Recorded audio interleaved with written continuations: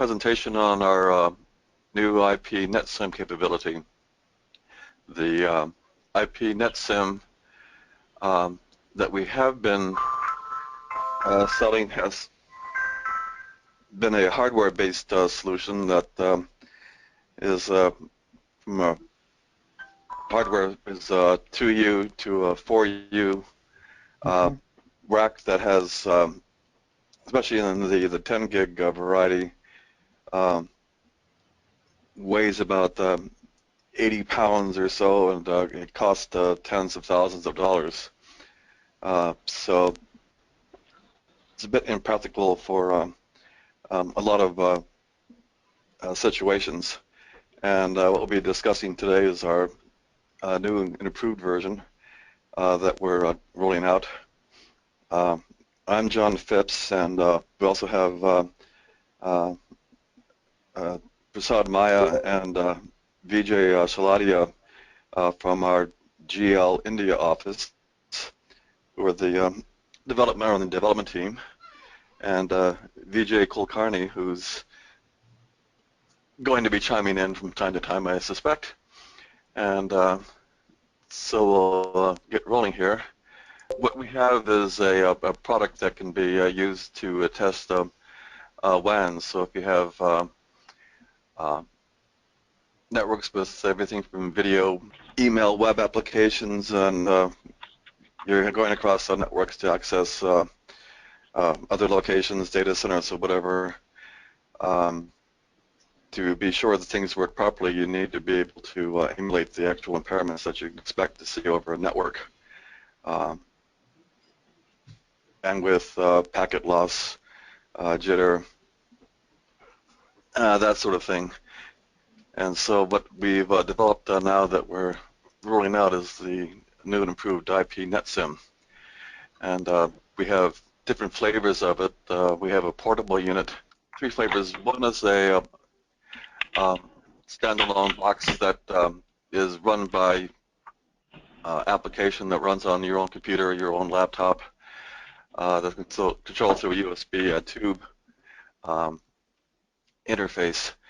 And for field applications or for portability, we have a version now that has a integrated tablet that runs the application.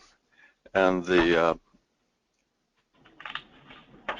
newest hardware that we're coming out with is a 1U rack version of this. And they include both the electrical interfaces for the 1 gig case, and in the 1 gig and the 10 gig cases, we also support the SFPs for single mode and multi-mode.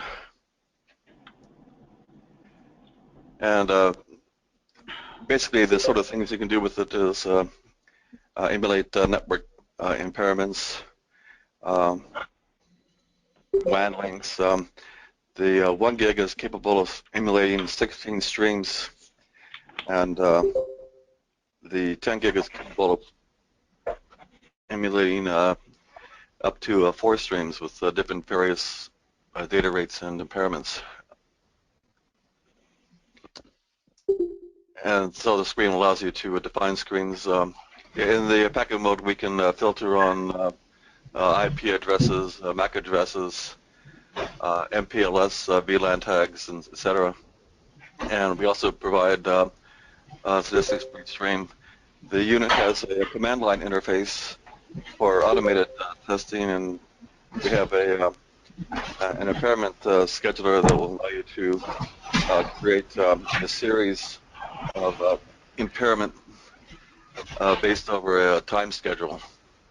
Yeah, so basically this is the interface configuration. We have the 2 electrical interfaces as well as the SFP ports for either the 1 gig interface or the 10 gig interfaces. Yeah, so basically we have, for ordering purposes, we have the specified as the IPN 501 and 503 for the portable unit for the 1 and 10 gig version, the 505 for the 1 gig for the tablet. We'll have the part number for the tablet here for the 10 gig here shortly. and then the IPN 502 and the 504. Okay, and so basically these are the two portable units. This is a standard tablet, so you can see the relative size. Yes, they handle 10100 and 1000 base T electrical interfaces. And with the SCPs, you can do either electrical or a single mode or multi-mode fiber. Yeah, so these are the two basic units. You can see this is the relative size. They're not very big. And this is the rack mount again. So normal applications, you would have two different LANs, and then you would bridge across the LAN through the ports with the appropriate interface. Okay, so what we have presently in the this is the screen for the Packet Expert 10G. It's also the same for the 1G. What it comes with currently is the shown with the pull down here. We can do BERT testing, loopback, RFC 2544, these various different functions, and then we have licensing that will enable the IP NetSim or the IP LinkSim 1 gig or 10 gig. The future projection is that we'll have just a single application 1 gig or 10 gig. Right now, if you get it, it's sort of value added that you have all the other features that it's capable of doing. Prasad, you want to talk about the streaming definition? Okay. IP NetSim is a multi-stream WAN emulator. So we can apply user-defined streams for the 10 gig of traffic and segregate the traffic into multiple streams, up to 16 streams for 1G and 4 streams for 10G. And for each of these streams, we can apply the set of impairments, independent set of impairments, like the set of throttling, reordering, duplication, delay can be applied independently to stream 1 to stream 16, separate set of impairments. For 16 for 1G and 4 for 10G.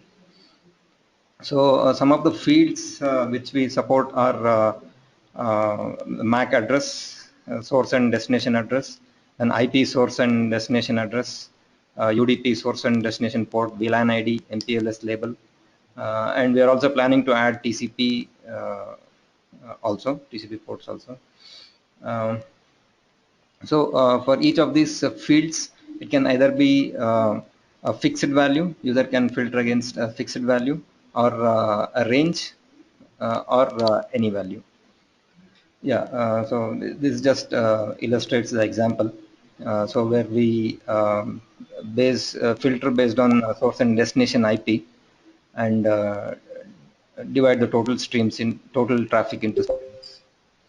Okay, so we have both packet mode as well as raw mode definition. So using raw mode, we can filter on define stream on any part of the packet.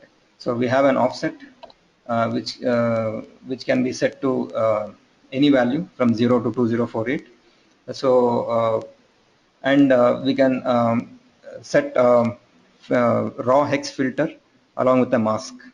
So as shown here, we have defined a filter from bytes 112 to 119 with these values. So any packet which whose 112 to 119 bytes matches this value can be filtered.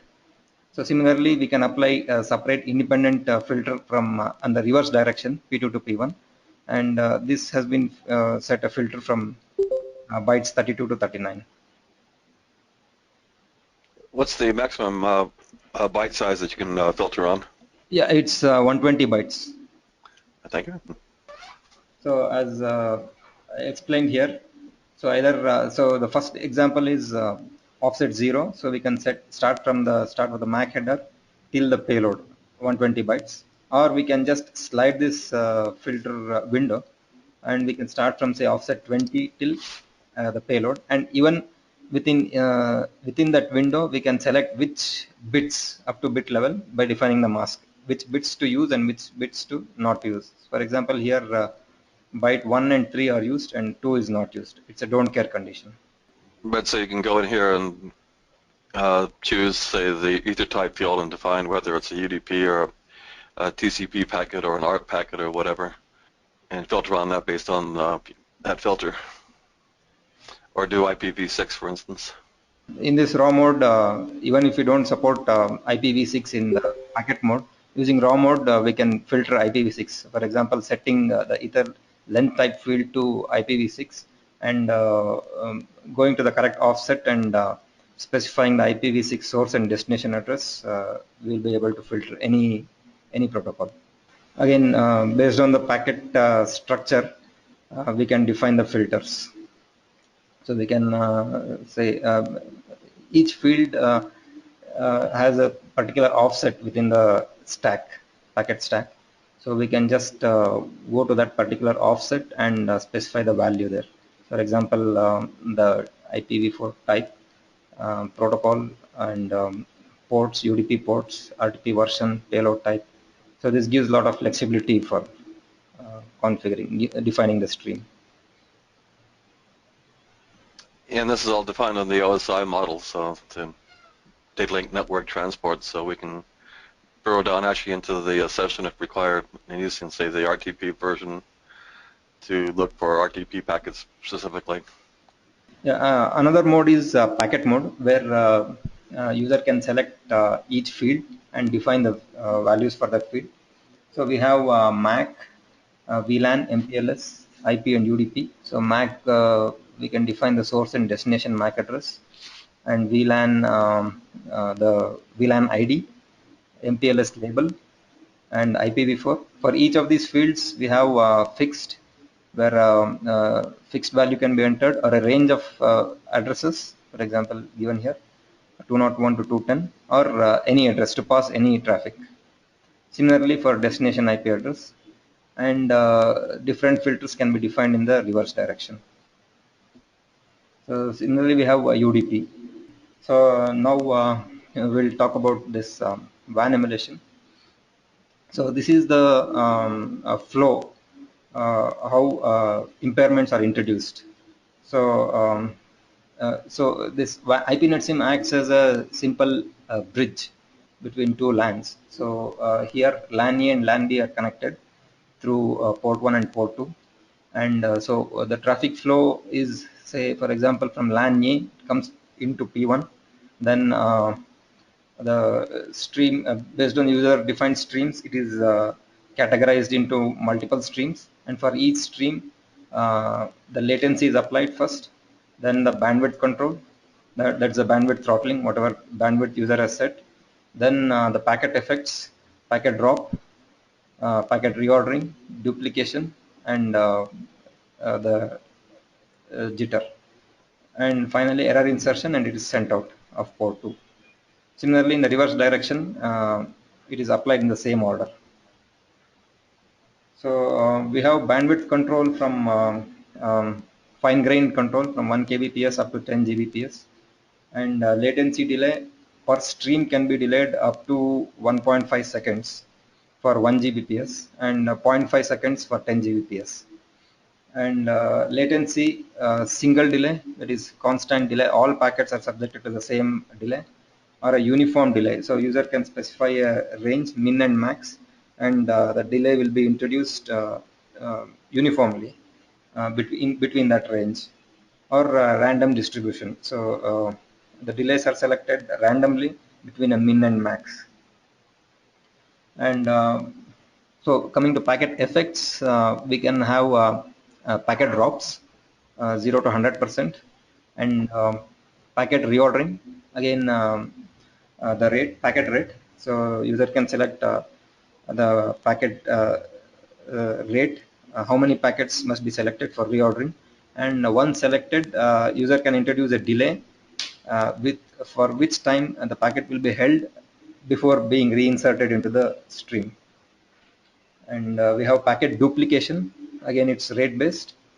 And we have error insertion, logic error insertion, rate based.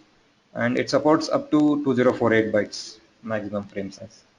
So this is a screenshot of the WAN emulation. So we have the multiple up to 16 streams defined here, and for each stream, either it can be symmetrical, where same set of impairments are applied in both directions, or asymmetrical, different set of impairments can be applied. So we have bandwidth control, latency. So this gives a summary of the current impairments, packet loss, then packet reordering, then packet duplication, and logic error insertion. So clicking on this will open up a window at the bottom where the settings can be changed. We also display this per stream statistics. So here it shows for 1G and this is for 10G. So we show the throughput uh, in terms of 10 seconds, 1 minute, 10 minutes, then some statistics like received and transmitted frames. Then we show the impairment statistics here. So we show the drop packets due to bandwidth control and number of packets with errors. This is the number of inserted error packets, and the drop packets due to packet loss, impairment, and duplicated packets and reordered packets. So we show this separately for each direction, and both as a value and as well as a percentage. So for example, here it is some 14.957% has been dropped. This is the total number of compared to the total frames received, and this many frames have been transmitted, has been dropped. So similarly, we give for all the impairment statistics both the value as well as the percentage. And that's for the stream highlighted. Right, yeah. So for each stream, it's a separate set of statistics. And the port statistics gives the overall statistics for the port. So again, it is independent. Port 1 and port 2 are displayed separately, and it gives the overall statistics like total frames received, the throughput rate, overall throughput rate, and some classification like broadcast, multicast, and length classification, and protocol classification. So yeah, the throughput is plotted and shown as a graph for easy visual display. So user can select or deselect each stream to view only that stream, or user can view all the streams at a time. So this is the throughput graph plotted as Mbps against time. For 10G, user can view all the 4 streams, or all the 16 streams for 1G. So this is plotted continuously, and up to 7 days it can be plotted. So up to 7 days data is available. Yeah, I might want to mention one of the options is that you can have an NA to NA in the filter settings, so that you can have data that's not to be impaired can be bypassed through the actual setup. So yeah, so any by default, even before impairments are applied, the IP NetSim works in bypass mode. So all the traffic is just passed through at full wire speed, and once impairments are started, only those filters, those packets which match the filter, are admitted into impairments. All the other packets are bypassed without any impairments to the other side, to the other port, and that's called a bypass stream. So that is passed without any impairments.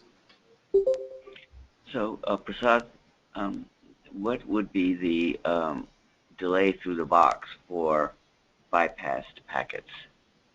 That would be very less in terms of microseconds. Essentially, we're talking about a a packet, and at the one gigabit or the 10 gigabit rates, we're talking about essentially the store and forward delay of a single packet at that rate, which would be dependent on the packet length, but it would be a minimal of one packet delay, right? Yeah. Yes. At the specified rate. Yes. Yeah. Okay. So for the impaired packets, there could be more delay because as it passes through our DDR memory and comes out. From those of you who are not that familiar with WAN networks that are IP based, obviously you know that there are a lot of applications that ride. IP is a converging network architecture. That means that you can have traffic of all sorts. Data, voice, video would be the broad categories. Some of them are stream-based and some of them are bursty. Data, for example, could be bursty, whereas voice and video are stream-based. And at a very high level, the ability to identify streams saves you on impairing individual links. So if you're at an aggregated stream, you can just define what these streams are, whether it's voice, data, or video. And I think they went through the details of how you identify a stream. You can use something as simple as IP addresses, or you could use more complicated port definitions, UDP, TCP ports, and so on. But once you're able to identify a stream, no matter how thin it is or how thick that stream is, in either a 1 gigabit pipe or a 10 gigabit pipe, optical or electrical. Electrical would be for the 10, 100, 1000. But generally, for the 10 gig, it's always going to be optical. Once you can define those streams, then you can uniquely impair those streams without affecting any of the other streams. And as Prasad just said, those other streams are bypassed with the minimal delay that the hardware permits, which would be essentially one packet forward delay associated with a packet in and packet out. Just to give you a flavor for what kinds of packet rates that we're talking about, at 10 gigabit, you're at the lowest packet size to the largest, we're talking about a range of something like 200 million packets per second. For the shortest packet, if all of the packets were short, obviously that's not going to be the case, up to the very large packets that we were referring to, something like almost 1 million packets per second. So we're talking about a very large packet throughput that the hardware is capable of processing and also defining those packets or identifying uniquely those packets. At the 1 gig rate, you're talking about packet throughput of about, something on the order of 19 million to 100,000 packets per second, depending on the packet size. So any of those ranges of packets can be handled by our hardware, either optical interfaces or the electrical interfaces, as the case may be. But again, at a very high level, if you can put this box in a stream where you have access to the either optical electrical pipe, you should be able to easily define a specific stream, like for example, I don't know, Netflix stream, or a certain session that's being conducted by 2 users, and then be able to uniquely impair that stream in a way that the network does, with the same types of impairments and distributions, bursty errors or random errors, periodic errors, or so on. And you can also perform scheduling of these errors as a function of time of day. So in a broad level, that would be our description of this product. And one other thing that I think you may have noticed is one platform can handle both 1 gig and 10 gig, depending on the options that you purchased. So it's that flexibility is there. So if you bought a product that was capable of 1 gig initially with the 16 streams, you could also purchase the 10 gig capability and have, with the same platform, same hardware platform, have the 10 gig capability as well. So that's there are other advantages, the platform advantages, because the same platform can be used for a variety of other purposes that we haven't talked about, but you can freely browse our website and notice those. And that includes all sorts of packet emulation capabilities and filtering and recording and playback and so on. Okay, Prasad, sorry, go ahead and continue with your demo. Yeah, thanks, Vijay. Okay, so today, earlier today we just recorded a video of demonstrating the capabilities, so that just to save time and so that we can show all the features quickly. So we'll go through the videos one by one. So I'll just start the video. Hi, today we'll be doing a simple demo of IP NetSim. IP NetSim supports both 10G and 1G, as I've been told, but today we'll be running on 10G. We'll be seeing how to define user-defined streams and then applying impairments on each of these streams independently. Okay, this is the test setup. We'll have two setup today. This is the first one. Here we'll have Packet Expert 10G connected to IP NetSim, and another Packet Expert 10G will be doing the loopback. So we'll be generating multi-stream traffic from this Packet Expert 10G on the left. So here we'll be running ExpertSam. ExpertSam generates multi-stream traffic at full wire speed and measures service acceptance parameters like throughput, frame loss ratio, frame delay variation, that is jitter, and similar measurements. And we'll be generating 4 streams, each at 1 gig rate from ExpertSam. And in IP NetSim, we'll apply filter to classify the traffic into 4 different streams. And for each stream, we'll apply different set of impairments. Here on the loopback side, we'll just be looping back whatever traffic is coming, and it will be a smart loopback. That means the MAC, IP, and UDP headers are swapped. And the same port 1 on ExpertSam will be analyzing the return traffic. So we'll be applying the impairments in this direction, P1 to P2, and the impaired traffic is looped back as is from the this loopback Packet Expert, and it will flow from P2 to P1 again back to P1.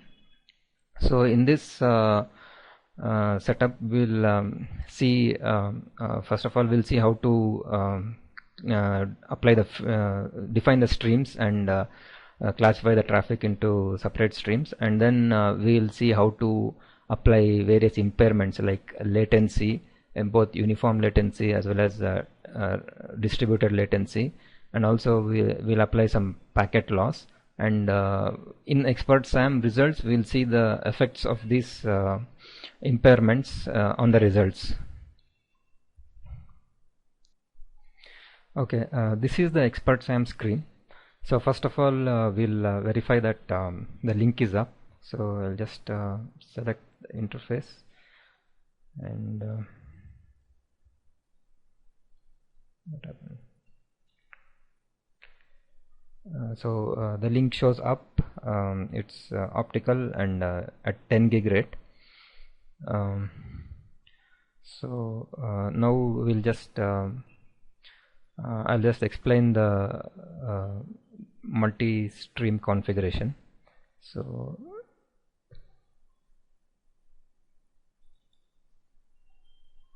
Okay, so now we have configured 4 streams here.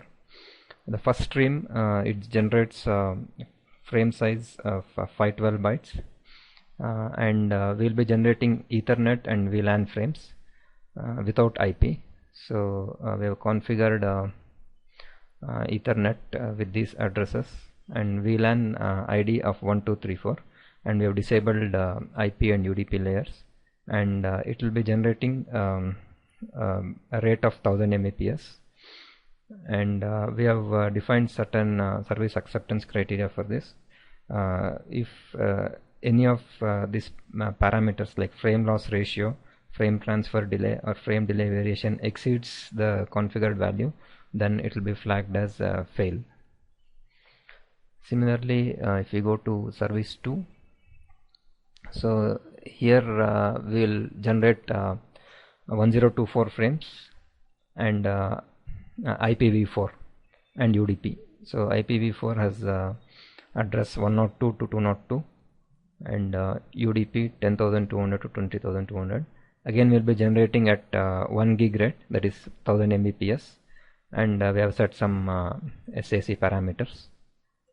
Similarly, we have service 3, again, which is again a UDP stream, which generates frames of 1236 size, and we have service 4, which is again a UDP frame 104 to 204, again at 1 gig rate. So now if we go to the IP NetSim side, so the link is up, the port 1 link is up. So now we have to configure the 4 streams. So I'll just select stream config here. So we have 4 streams defined here. So first stream 1 is a MAC and VLAN stream. So we have configured it like this. We have selected MAC and VLAN, MAC address, source MAC address, whatever is been configured on stream 1 on expert SAM side, and VLAN has been set up to fixed value of 1234.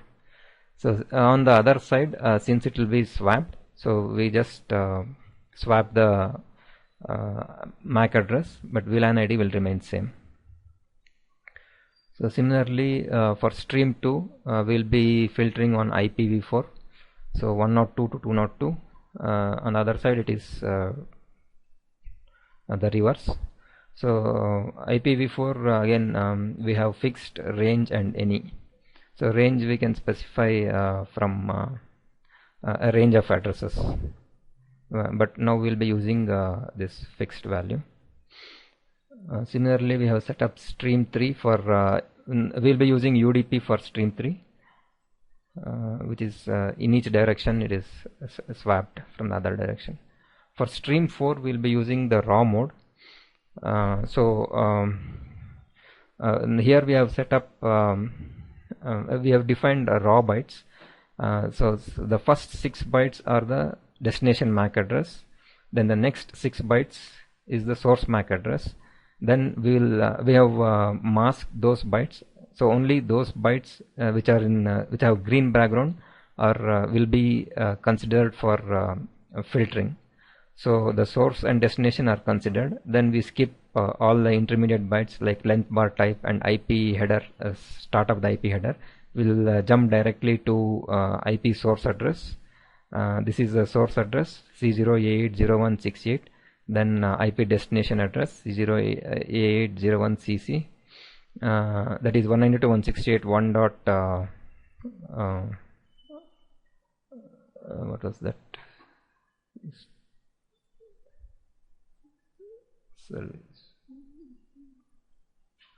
So we'll be filtering on 104 to 204 for stream 4,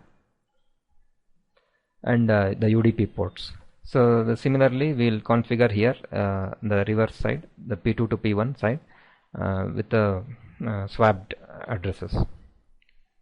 So now we have set up the filters, and we'll come to WAN emulation parameters. So for stream 1, we have not configured any impairments, so it will just pass through. Whatever is come will be passed through. And for stream 2, we have set a packet loss of 5% from P1 to P2. And for stream 3, we have enabled this delay latency. So this is a single uniform delay. A uniform delay of 20 milliseconds will be applied for each and every packet that passes from P1 to P2. For stream 4, we have again latency, but we have selected random exponential distribution. So it will generate delays randomly between 50 and 500 milliseconds. Minimum is 50 and maximum is 500. So doing this random exponential distribution will emulate network generating jitter, because the delays are random and keep on varying between packets. So this will generate jitter. So having configured this, let's start here.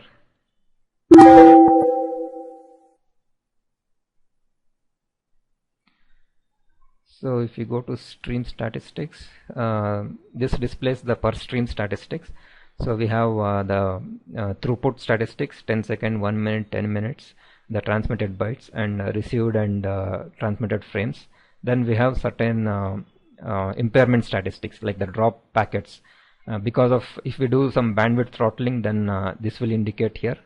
If we do some packet error insertion, it will be displayed here. Then packets dropped due to packet loss configuration will be displayed here, and duplicated and reordered packets will be displayed here. So we'll display these for each stream wise statistics. So now we'll start the expert SAM traffic. I'll just put this and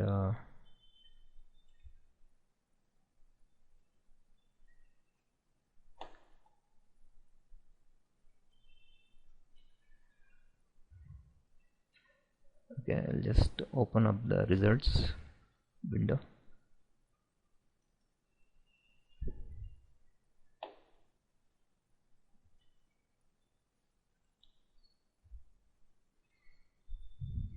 Okay, so here it shows again per stream the results of the measurements. It shows the information rate, that is the throughput in Mbps, current, min, mean and max, and it shows frame loss, the number of frames lost, as well as the rate, the percentage of total frames, the number of frames lost compared to the total frames. And then we have it also shows frame transfer delay. Again this is the latency. It's again current, min, mean and max values. Then frame delay variation, that is the jitter, again current, min, mean and max value. So we'll just start the test here.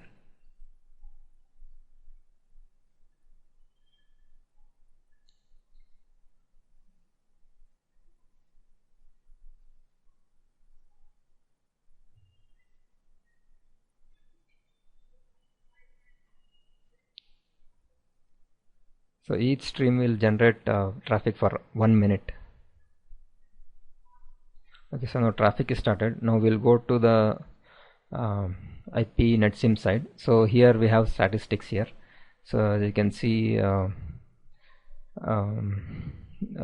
RX frames and TX frames. Stream 1 they are being transmitted without any impairments. Stream 2 since we have configured 5% packet loss, so we are dropping certain packets at a rate of 5%. And stream 3 and stream 4 we are introducing latency, so that is not mentioned here. So if we see the graph, so I'll just select one stream, for example stream 1. So it shows the throughput of stream 1. So now it is at 1000 Mbps. This is P1 to P2, and again similarly for P2 to P1 it shows a throughput graph in Mbps. So multiple streams can be viewed here. So here stream 2 is, since it is 5% packet loss, the throughput is slightly less. slightly less here. For stream 3 and stream 4 we can see that it is 1000 Mbps. So if I will just, so this is stream 4. So it has run for 1 minute and again dropped to 0. So now we'll see the effects of these impairments in the expert SAM results. So if you go to expert SAM, so the stream 1 has generated 1 minute at 1000 Mbps, and since there are no impairments, so everything is normal. There are certain frame loss, but this is instantaneous values in expert SAM, and it's very minimal. And FTD, which is the latency, is in terms of microseconds, and even FDV is very minimal. The second stream we have introduced 5% packet loss. So there is 5% as shown here. This is the number of frames lost, and this is the throughput. So it's around 950. But FTD and there is a latency, frame transfer delay, and frame delay variation are minimal.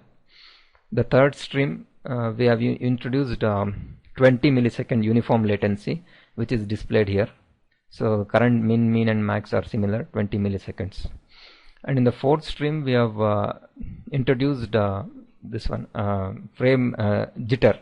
So because of that we have huge variations in the throughput, because the first second it will be delayed severely. So we have only from around 600, approximately 600 Mbps throughput, and sometimes it may increase also in some seconds. And we have huge variations in the latency. So we have some 265 minimum, and maximum is 459 millisecond delay. And as can be seen here, the jitter has also increased. Yep. So this shows the effects of the impairments we have introduced here. If you see again the stream statistics, so stream 1, stream 2 shows 5% packet drop, and all of them have same received and transmitted frames. This shows both directions, P1 to P2, in both absolute values as well as percentage for both the directions. So if you see stream 2, then we see that some frames have been dropped here.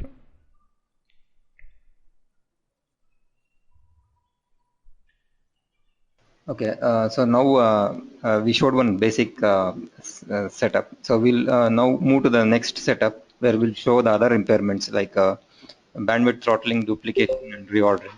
Now we'll run. Yeah, Prasad, there was a question, actually maybe more for Vijay. There was a question of whether we're going to be doing 40 gig and 100 gig versions. Yes, there's a plan to, in fact, there's an active plan at the moment of building 40, 100 gig units. In fact, a prototype is under construction, and we should be able to support similar features for 40 gig and 100 gig. Optimistically, my fingers crossed here, I think we should be releasing that sometime this year. Okay, Prasad? Okay, yeah, let me just start this next video. Okay, now we'll run the test scenario 2. So here we'll connect, we'll run Packet Expert 10G BERT on another Packet Expert. So we'll run BERT between port 1 and port 2. So port 1 will connect to port 1 of IP NetSim, and it will generate traffic which will flow through P1 to P2 back to P2 of BERT. Similarly, in the reverse direction, P2 will generate traffic in the from P2 to P1 back to P1, and we'll analyze there. So here we'll apply bandwidth throttling, packet duplication, packet reordering, and error insertion, and see the effects of each impairment in the BERT results. So first we'll check bandwidth throttling. So here is the BERT screen. So we have First we'll just verify that port 1 link is up and port 2 link is up with full 10 gig speed. Now just configured with the same stream 1 parameters. So it is just Ethernet and VLAN. We have configured with the proper MAC addresses. Here this is port 1, port 2, which is the reverse of this one, and VLAN we have configured with the same 1234 VLAN ID, and we have configured BERT pattern. We selected 2 power 31 minus 1 both sides, and both sides we have configured for 10 Gbps. So we will be generating full wire speed BERT, and will be throttling on the IPNetSim side. So if we go to IPNetSim, so we have configured only one stream here, since we'll be generating only single stream BERT, and we have configured the filter with the correct MAC address and VLAN, and WAN emulation parameter we have from P1 to P2 we have throttled to 8 Gbps, and P2 to P1 to 5 Gbps. So on the BERT side, P2 should show 8 Gbps and P1 should show 5 Gbps. So let me just start this now.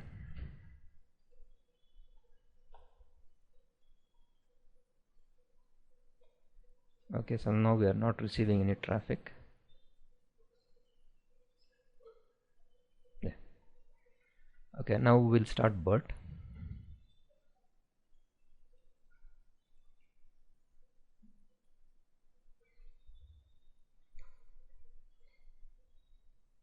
Okay, so now because of the bandwidth throttling, many packets will be dropped. So we see constant bit errors, and if you see statistics here, is port 1 and port 2. So port 1, we see the throughput, which is 50%, that is 5 Gbps, around 5 Gbps. This is the data rate. So line rate is around 5 Gbps, and on the other side, link utilization is 80%, that is 8 Gbps. And if we go to the IPNetSim, so this is the throughput we are getting. So it's 8 Gbps from P1 to P2, and 5 Gbps P2 to P1. So as shown in this graph. So this is 5 Gbps, and this is 8 Gbps. So yeah, coming back to this statistics screen, so here it shows packets drop because of bandwidth control. So we are receiving so many frames, and we are sending only this many frames. All these frames are dropped due to bandwidth throttling. Okay, now we'll see how to apply packet duplication. So we have set up an example here.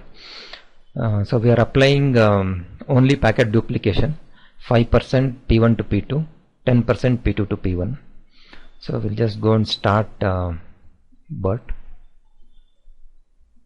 So I will just start this one first, and then we'll go and start the BERT.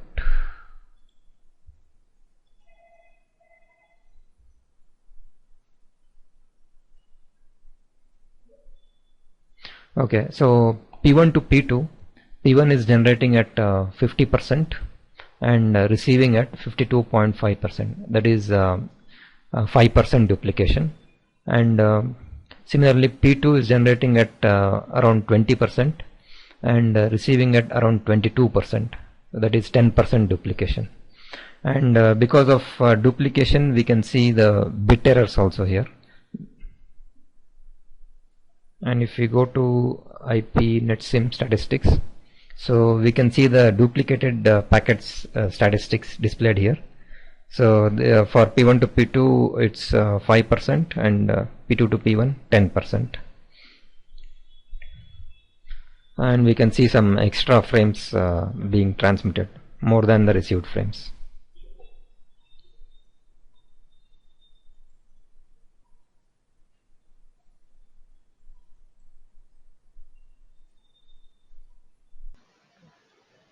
So we have just some 2 or 3 minutes more left. So we'll just go through them quickly. Now we'll show reordering. So we have set up the reordering here. P1 to P2 will reorder 1 out of 10,000 packets, and so for every 10,000 packets we'll select one packet and then take it out of the stream and delay it for any random value between 0 and 20 millisecond, and then reinsert into the stream. Similarly, P2 to P1, it's a slightly different configuration. We are selecting one packet out of 5,000 packets, and with a delay of reinsertion delay of 0 to 50 milliseconds. So let me just start this. So on the bird side, we should see out of sequence packets. So we'll just start the bird.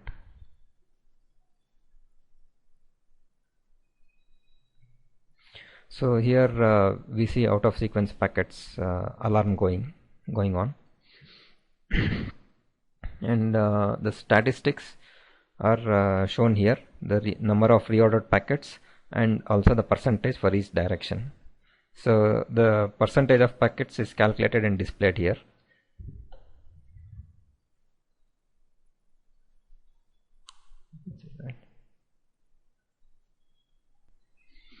Finally, we'll show the error insertion. So we can insert bit errors within the packets. We can select the rate, so 10 power minus 1 to 10 power minus 9. So we have selected 10 power minus 4 for one direction and 10 power minus 5.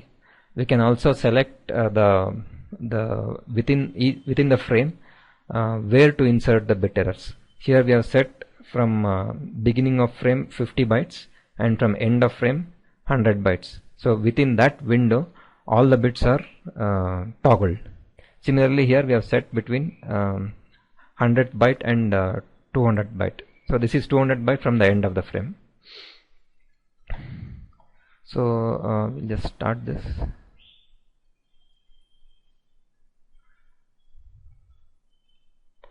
Start the bird. So because of the reordered frames, we see bit errors here because of the error insertion. And here it shows the number of packets with errors that has been transmitted. So this is around this one 0.010 for this 10 power minus 4 rate, and this is 0.001 for 10 power minus 5 rate. Yeah, John, that's all we have, the demo. Okay.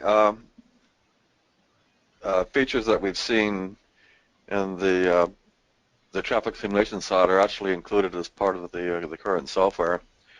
So if you bought 2 units, you can emulate the network as well as emulate the traffic at 1 gig rates and 10 gig rates.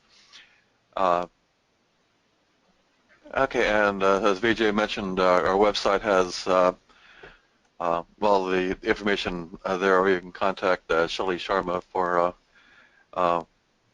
additional information as well. And I want to thank you all for participating, and hope you have a good rest of the day. All right, thank you.